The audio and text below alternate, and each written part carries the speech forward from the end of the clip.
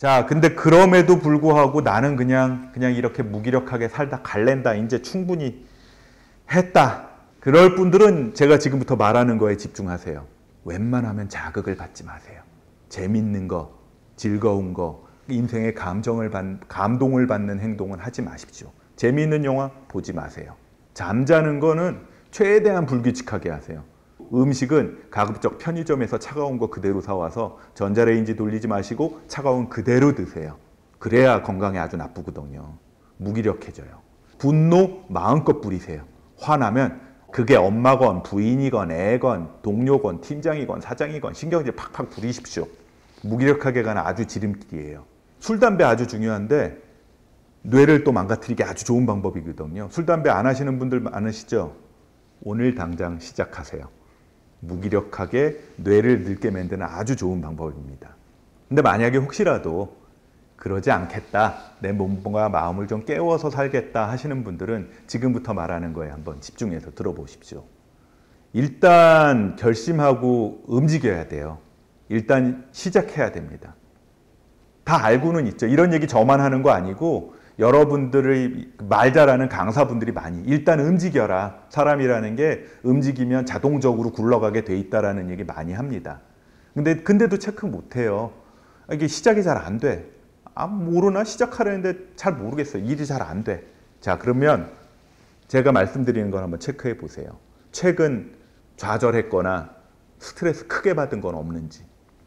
두 번째, 내가 너무 완벽함을 추구하는 건 아닌지. 대학 동기 중에 그런 친구가 있었어요. 해부학 공부할 때인데 해부학 책이 이렇게 두껍거든요. 그런 책을 한 4-5권을 읽고 교수님들이 그거 중에서 빼서 강의를 하면 이제 그거 가지고 시험 공부를 하는데 한 학기 동안 온몸에 뼈를 다 외워야 되니까, 뼈만 외우나 근육도 다 외워야 되니까, 그러니까 거기서 엑기스만 뽑아가지고 해야 되거든요. 큰 그림 그리고 숲을 봐야 되는데 친구 중에 그 책을 한 줄 한 줄 한 글자도 못 빼놓고 있는 친구가 있었어요. 몇 년을 고생했어요. 저보다 3년 늦게 졸업했어. 지나친 완벽은 인생에 큰 도움이 안 돼요. 수학 공부 처음 시작하면서 실력 정석의 완성을 공부를 하면 그게 공부가 됩니까? 쉬운 책을 여러 번 보는 게 오히려 인생에 도움이 되는 경우가 많은 거 잊지 마시고요. 세 번째도 되게 중요한데 내가 이 일을 하는 이유가 뭔지를 한번 생각해 보세요. 입사할 때 또는 공부할 때 다 이유가 있었어요. 아니면 면접 때라도 그 말을 한마디 했어. 이거 왜 하려고 그러는데 이거를 하면요. 이게 우리나라 사람들한테 심성적으로 평안함을 안겨줄 수 있고 도움을 줄 수 있어서 이 일을 합니다. 근데 현타 온 그날부터는 이 일을 왜 하는지 잊어버렸어 내가. 그냥 해. 먹고 살라고. 그냥 달달이 입금되는 회사 돈 때문에. 내 삶의 대의명분이 뭐였나를 한번 생각해 보세요. 다 이유가 있어요. 그게 없으면 일이 재미가 없습니다. 네 번째는 너무 어려운 일부터 하는 거 아닌지 생각해 보세요. 사법고시 공부한다 그래서 내일 당장 못 붙어요. 대학 입시 지금 중3 때 다시 시작을 하면 어떻게 해야 돼요? 쉬운 거, 잊어버렸던 수학 공부부터 다시 해야 되잖아요. 쉬운 거부터. 인수분해부터 다시 해야 되거든요. 너무 어려운 거부터 하는 건 아닌지 생각해 보세요. 제가 군의관 가서 뭐에 관심이 있었냐면 그림 읽는 거에 관심이 있었거든요. 그 다음에 돈 돌아가는 경제에 관심이 좀 있었는데 그래서 제가 뭘 했냐면 그림 읽는 거를 청소년들한테 설명해주는 대중서적 되게 많잖아요. 그거 한 10권 샀어요. 쉬운 책을 한 10개 보니까 이게 큰 그림이 이렇구나 라는 걸 알겠더라고요. 모든 영역에는 쉽게 설명해 놓은 책들이 있더라고요. 그런 것부터 시작하는 게 좋지 않을까 하는 생각이 들고요. 그 다음에 전략을 짜는 게 중요한데 계획을 좀 세워야 돼요. 하고 싶은 마음만 있으면 아무것도 못해요. 계획을 세우고 마감 시간을 정해야 됩니다. 우리는 저만 게으른 게 아니고 아마 이거 듣는 분들도 게으른 분 많을걸요. 마감 시간 안 정해놓으면 못해요. 마감 시간을 정해놓는다는 얘기는 쉬는 시간도 정해놓는다는 얘기거든요. 정한 계획은 잘 지켜야 돼요. 자, 근데 잊지 말아야 될 거 언제든지 그 계획은 수정할 수 있습니다. 옛날에는 왜 연초에 예쁜 다이어리 하나씩 사는 학생들 되게 많았잖아요. 요새는 그렇진 않으니까 스마트폰 다이어리 많이 쓰는데 계획표 수정해 가면서 하세요. 저는 인생의 실패를 별로 안 했어요. 실패 안 한 이유가 있어요. 저는 항상 플랜 B가 있거든요. 이렇게 해서 안 되면 요걸 하자라고 계획을 미리 마음을 잡아놔서 그래요. 서운하죠. 제일 좋은 거 안 하는데 그 다음에 할 수 있는 거 해야 그 상황에 살 수 있는 거 하거든요. 지금 제 후배들, 제 제자들한테 저 뭐라 그러는지 아세요? 우리 인생에서 하고 싶은 거 되게 많고 주변에서 나보고 하라는 거 되게 많다. 근데 결국은 그 순간에 내가 할 수 있는 만큼 하더라.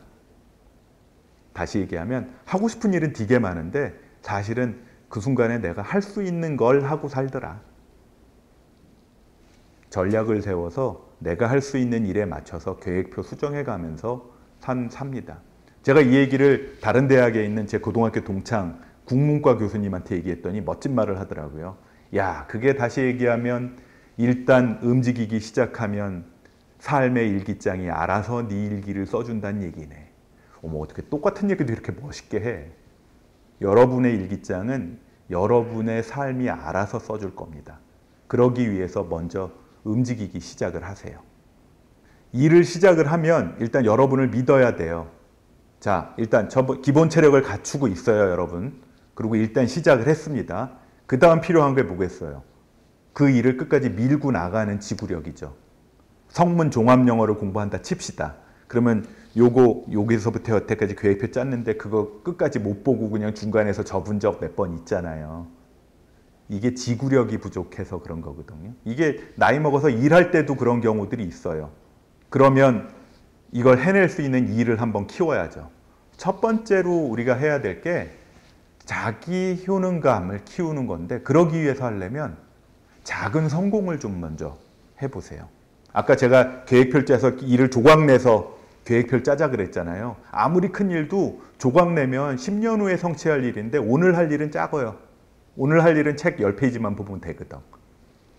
롬멜 장군이 그 사하라의 유명한 독일 장군이었잖아요. 이 사람은 신병을 받으면 절대 큰 전투에 바로 안 내보냈대요. 작은 전투에 먼저 내보내서, 당연히 이길 수 있는 전투 있잖아요. 거기에 내보내서 승리의 경험을 하도록 만들었답니다. 근데 그러고 나면 어때요? 기분이 뿌듯해지니까 그 다음에는 큰 전투에 내보내도 용감하게 싸웠대요. 이게 수행성취입니다. 수행성취가 먼저 쌓여야 우린 잘할 수가 있어요. 여러분이 성공할 수 있는 일을 하세요. 정 힘들면 100% 성공하는 거 하세요. 내일 아침에 일어나서 7시에 일어나서 치카하고 세수하고, 어저께는 라면을 너무 많이 끓여 먹었으니까, 그래서 몸이 살이 찌고 있으니까 내일은 라면을 안 끓여 먹기. 그러면 성공하잖아. 그건 성공 확률 거의 90%가 넘거든요. 라면 안 끓여 먹고 밥 먹으면 되니까. 이런 거부터 계획을 시작하는 게 수행성취입니다. 두 번째는 대리 경험이에요. 좋은 얘기 들으시고요. 좋은 책 읽으세요. 누군가가 성공했다는, 나랑 비슷한 걸 해서 성공했다는 얘기를 듣는 것만으로도 내 자신감은 커질 수가 있어요. 세 번째는 언어 설득이 필요해요. 그래서 아까 멘터라 좋은 강의를 듣는 게 좋은 게, 내가 믿고 나를 인정해 주는 사람이 나에 대해서 이랬으면 좋겠다라고 나를 인정해 주면 나는 정말 잘할 것 같거든요. 제가 중학교 들어갈 때 서울의 한가운데에 있는 아주 작은 중학교에 오래된 학교에 들어가는데 담임 선생님이 할아버지 선생님이었어요. 저 그때 제 성적이 그 반의 한 절반 정도 됐거든요. 근데 내가 뭘 했는지는 잘 기억이 안 나는데 어느 날 교무실에 있던 다른 선생님이 와서 야, 한창수 누구야? 찾는 거예요. 왜 그런가 그랬더니 그 할아버지 선생님이 야, 한창수라는 애가 이번에 입학한 애가 있는데 야, 그놈 똘똘해가 생겼더라. 수업을 열심히 주먹 쥐고 내 강의를 들어. 그러신 거예요. 나는 그냥 그게 아니라 그 초등학교 6학년 때 선생님이 학교 가면 아무것도 안 하도 선생님 말만 들으면 된다 그래서 선생님 강의만 들었더니 칭찬한 거예요. 그래서 담임 선생님이 나를 칭찬했다네? 근데 희한한 게 그 다음부터 아무것도 안 했는데 그 다음부터 성적이 오르더라고요. 언어적인 설득이 중요합니다. 그런 느낌을 내 몸에서 느끼기 시작을 하면 여러분은 점점 더 자신감이 높아진, 근자감이 진짜 자신감이 될 거예요. 근자감 뭔지 아시잖아요. 근거 없는 자신감이 근거 있는 근자감으로 바뀌어 나갈 겁니다. 잘 쉬는 법에 대해서 다시 한번 정리를 해드리면 잠잘 자기, 산책하기, 그 운동하기. 하루 최소 30분 정도 일주일에 3번은 걸어라. 제일 좋은 건 거의 매일 걷는 거죠. 거의 매일 걷는 게 힘들면 일주일에 절반이라도 걸어라 라는 얘기입니다. 근데 이 중에 또 운동선수 있으실 거 아니에요. 우리 영경 언니 같은 하루 종일 몸을 쓰는 일을 하고 계시는 분이다. 그러면 그냥 바로 셧다운하고 쉬지 마시고 쿨링 다운 운동을 하시면서 쉬어라 라고 얘기를 합니다. 천천히 좀 스트레칭 해가면서. 농사 짓는 분들도요. 농사 짓고 나서는 쿨링 다운 운동을 하는 게 좋다 그러거든요. 되게 웃긴 게 농림진흥청 연구 논문에 그런 지금 제가 말하는 것들이 나와 있어요. 흔히들 쉬면 그냥 멍 때리고 가만히 앉아 있는 거 생각하죠. 액티브하게 쉬세요. 액티브하게 쉬어야 우리의 회복력이 올라갑니다. 회복력, 리질리언스가 좋아야 인생 잘 산다는 얘기는 많이 들으셨을 거예요. 아마 요새 최근에 하도 많이 하는 얘기니까. 이 회복력의 요인들은 몇 개 있어요. 첫 번째가 내 감정을 얼마나 잘 통제하느냐.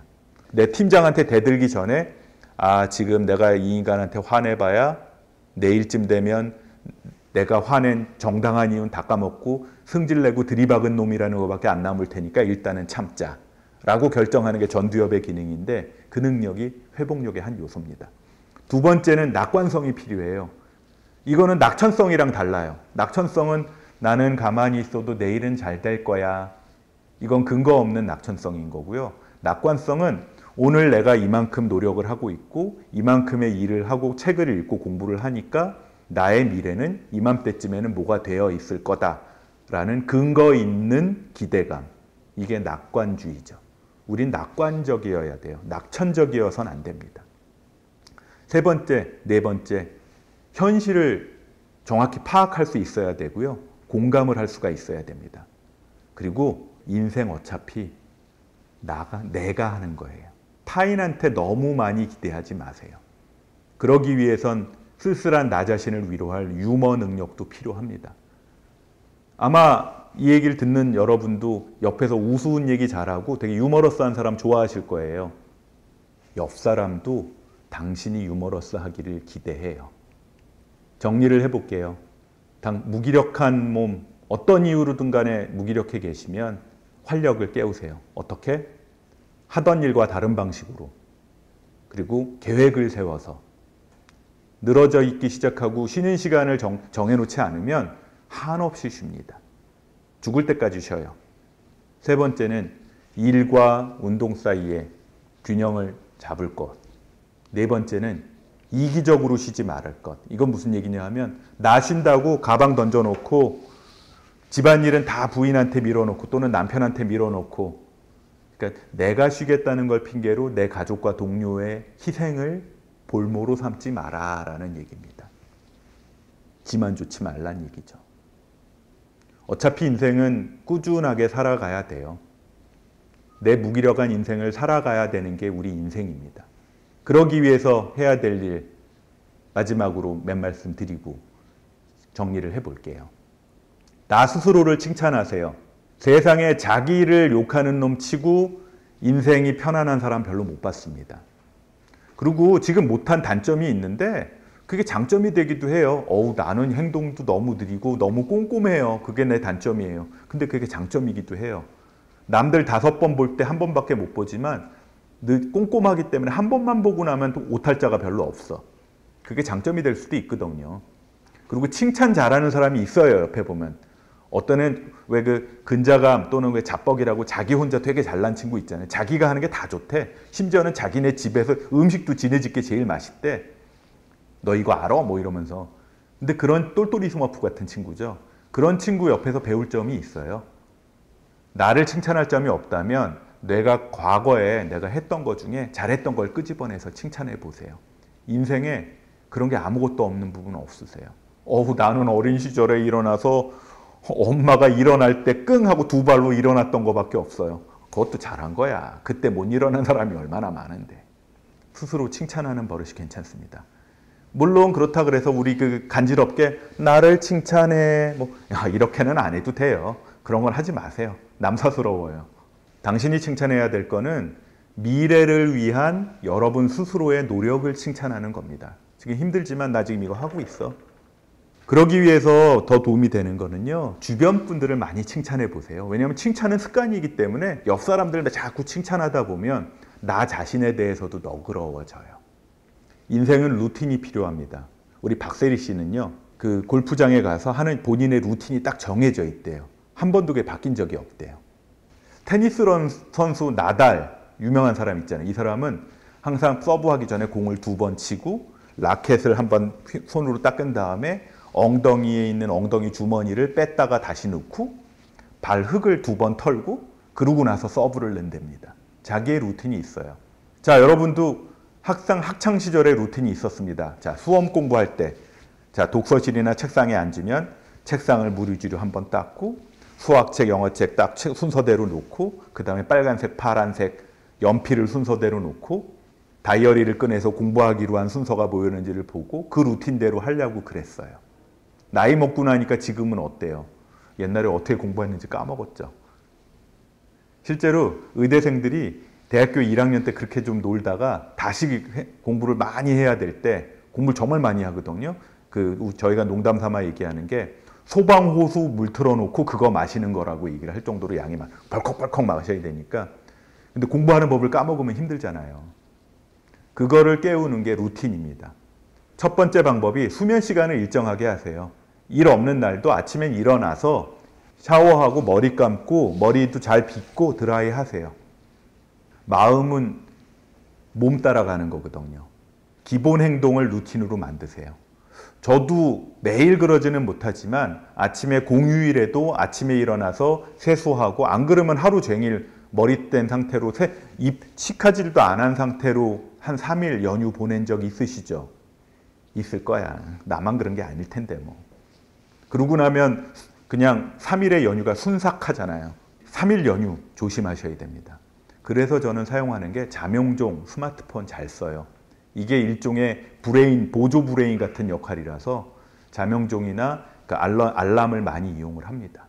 저희 집에서는 식구가 저를 저녁 시간에 저 나가서 한 바퀴 돌고 들어오게 해요. 어떤 분들은 그거를 일정 시간에 음악 키는 걸로 자기의 루틴을 시작하는 분이 있고요.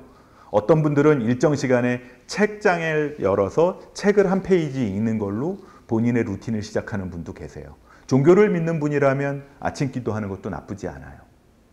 자, 근데 이럴 때 혼자 있거든요. SNS에서 누가 좋아요 눌렀나부터 보지 마세요. 의도적으로 혼자 있는 것도 나쁘지 않습니다.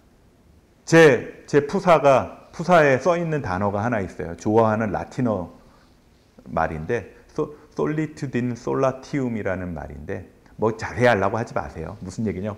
혼자 있어도 그걸 즐겨라 라는 겁니다. 사실은 우리 공부할 때 혼자 있거든요. 책 읽을 때도 혼자 있고 그 시간은 외로운 게 아니고 내가 선택한 고독이에요. 그 시간에 내 마음과 몸이 성장을 한다는 거 잊지 마시기 바랍니다. 이런 사람들은 스트레스를 받았을 때 쓰러지지 않고 오히려 성장을 해요. 외상 후 성장이라는 말로 얘기를 하죠. 이분들의 특징은요, 인간관계에 대해서 재편을 합니다. 직장 가서 다 절친 만들고 형 동생 가족처럼 지내는 줄 알았어요. 선배들이 그렇게 얘기를 해서. 아니죠. 이제 보니까 어떤 사람은 그냥 직장에서 고개만 까딱하고 인사만 해도 되고 서류만 주고받으면 되는 사람도 있고요. 또 그러다 보면 친해서 절친이 되는 사람도 있어요. 그러니까 과 커플도 생기고 직장 커플도 생기고 그러지. 그거는 그냥 부수 효과고 모든 사람하고 친할 필요가 없다는 걸 깨닫습니다. 두 번째는 인생을 현실적으로 받아들여요. 주변 사람이 나를 항상 잘해주지 않는다는 걸 압니다. 그러니까 인생은 감사할 것 투성이에요. 있는 그대로 인생을 받아들이는 능력이죠. 세 번째는 자아 강도가 높아요. 남이 나를 인정해 주는 게 중요한 게 아니라 내가 나를 인정하는 게 중요하기 때문에 쉽게 휘둘리지 않습니다. 내 인생은 그 사람이 평가하는 게 아니니까. 네 번째가 중요한 건데 외상 후 성장을 하는 사람들은요. 세상 자체가 조금 불합리하다는 걸 느끼더라고요. 인생 공정, 합리 얘기 많이 하지만 결국은 왠지 좀 불합리하잖아요. 불공정한 면도 없지 않아 있고. 공정에만 집착을 하면 내가 오늘 할 수 있는 게 아무것도 없어요. 세상은 조금 불합리하다는 걸 인정한 상태에서 오늘 내가 할 수 있는 일을 찾아서 하는 사람이 성장하는 사람인 경우가 많습니다. 그러기 위해서 오늘 제가 계속 얘기한 얘기들이 있죠. 몸 컨디션을 점검하는 걸로 시작을 해서 지금 할 일에 집중해서 루틴을 가지고 살아야 된다는 게 제가 여러분들한테 하고 싶은 얘기 중에 하나예요. 저도 뭐 이런다 그래서 제가 모든 인생을 다 이러고 살겠습니까? 그러고 사는 게 건강한 삶이더라 라는 얘기들을 여러분들하고 나누기 위해서 그 얘기들을 하는 거고요. 일단 뭐라도 시작하세요. 그리고 무기력하고 부정적인 사람, 나를 자꾸 디스하는 사람은 되도록이면 멀리 하세요. 인간관계는 누구나 다 10cm일 필요 없고 1m나 2m에서 동료기만 하면 되는 사람들도 있습니다. 마지막 말씀인데 여러분 삶의 루틴을 만드세요. 그게 우리가 무기력을 극복하고 무기력을 무기력하게 만드는 삶의 비법일 수 있겠습니다.